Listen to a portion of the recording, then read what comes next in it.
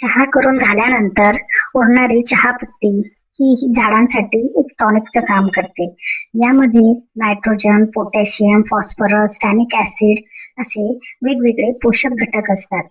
त्यामध्ये नायट्रोजन ही झाडं हिरवीगार ठेवतात, पोटॅशियममुळे झाडांना जास्त प्रमाणात फुलं येतात, तर फॉस्फरसमुळे झाडांची मुळं ही मजबूत होतात.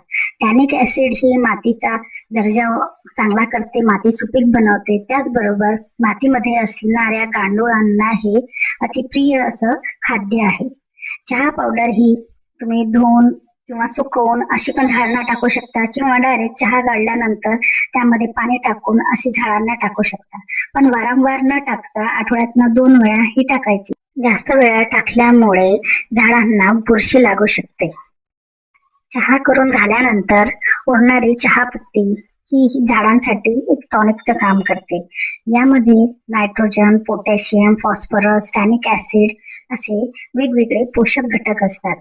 त्यामध्ये नायट्रोजन ही झाडं हिरवीगार ठेवतात, पोटॅशियममुळे झाडांना जास्त प्रमाणात फुलं येतात, तर फॉस्फरसमुळे झाडांची मुळं ही मजबूत होतात.